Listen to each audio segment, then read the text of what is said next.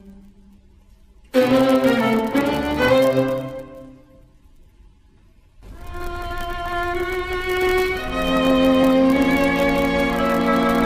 back to World Crisis Radio. Just a couple of political notes tangential to that conversation. We see from The Hill, here we have The Hill, Capitol Hill publication, Tuesday, November 23rd. We can see that the DeFazio Capture group is attempting, well, this was first of all the group that attempted to stop Pelosi from becoming the minority leader, right? They wanted to delay that decision until some lessons had been drawn. They're also joined by Bill Pascrell, Democrat of New Jersey. They tried to stop Pelosi, but now that she's imposed herself, at least apparently for the moment, they're attempting to force Pelosi into a confrontation mode against Obama. This is, of course, it's not a strategy of strength, but rather a weakness, but it does have some possibilities, and the idea is don't give Obama what he wants. That's the analysis coming from DeFazio. We think that the greatest failing of the Congress was that the House enabled the White House, and the White House was not always right, meaning that they were always wrong.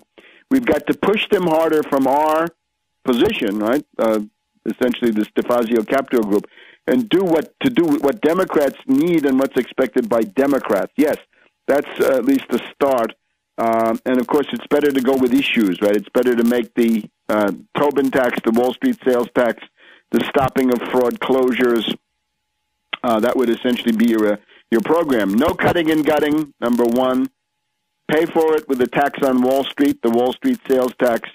Stop fraud closures, and nobody loses their primary residence for the duration of the Depression. And then $600 billion, if $600 billion is available for QE2, Bernanke's quantitative easing 2, the answer to that crisis is commandeer that money and get that into your national infrastructure program, your 100 reactors, your 1,000 hospitals, your 100,000 miles of maglev, your rebuilding of the interstate highway system, rebuilding of all water, canal, and related water systems. So that's an approach. So that at least there is some resistance in the now decimated ranks of the House Democrats.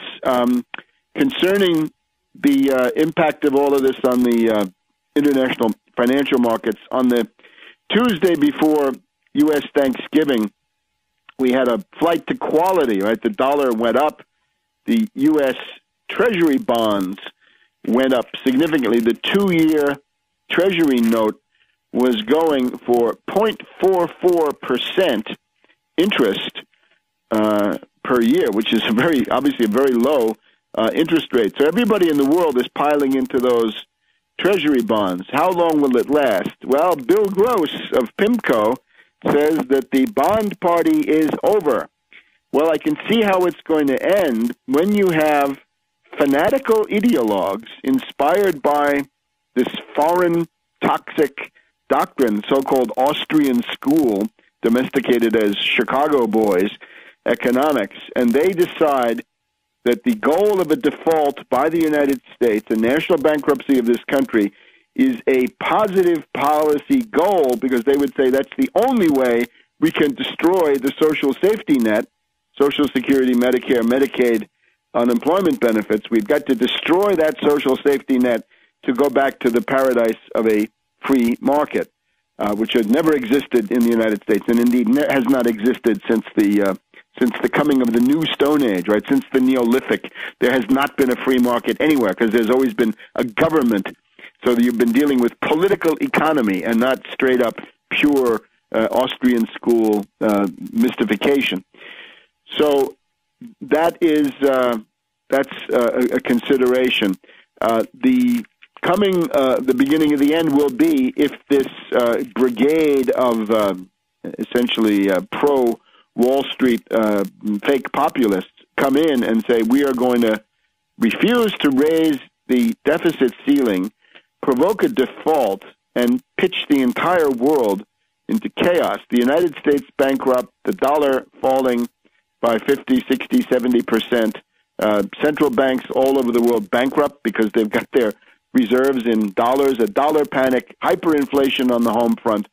That's the scenario you should contemplate. In other words, the Austrian economics, as practiced to some degree by Brüning in 1930 to 1932, doomed Germany to the tragedy of 1933 to 1945.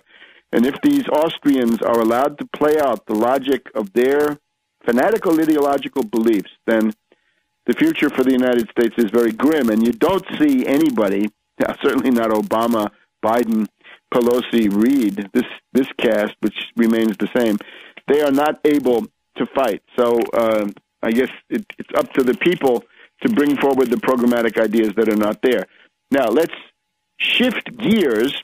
We're turning away now from U.S. domestic politics, the Obama crisis, to get back to the world strategic situation, and let's see how far we can go with that.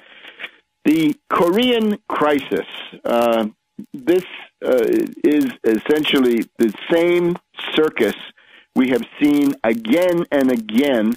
The U.S. presence in Asia since the Gulf of Tonkin in August of 1964 has to do with provocations, military provocations that are used to create political facts on the ground. And in this case, you've always got to ask yourself, what's going on right before the alleged incident? Was there any activity that had come out of a clear blue sky, or had there not been some kind of heating up of an atmosphere of tension and acrimony because of the actions of the wonderful U.S., in this case, Korean side? And it turns out, of course, there had been. There's a maneuver called Hoguk, H-O-G-U-K. The Hoguk maneuver series, right, drills, exercises, involves 70,000 Republic of Korea troops. And we're now in this area, the western side of the Korean Peninsula. We're on the Yellow Sea side. We're on the side facing China, and it's a very ragged coast. And the military line of demarcation, which is essentially a ceasefire in place from 1953, goes through a whole bunch of islands, peninsulas, promontories, and so forth. So it's a very ragged and chaotic border. It's not a nice, clean, neat line through a landmass. So essentially, the South Koreans have been having this drill for the past many years, and we find out, interestingly enough, that the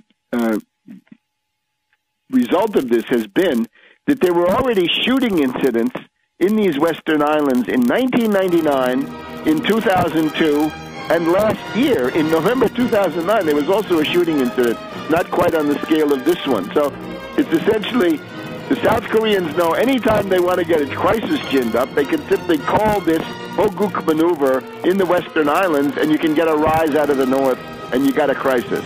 Back in a minute on World Crisis Radio.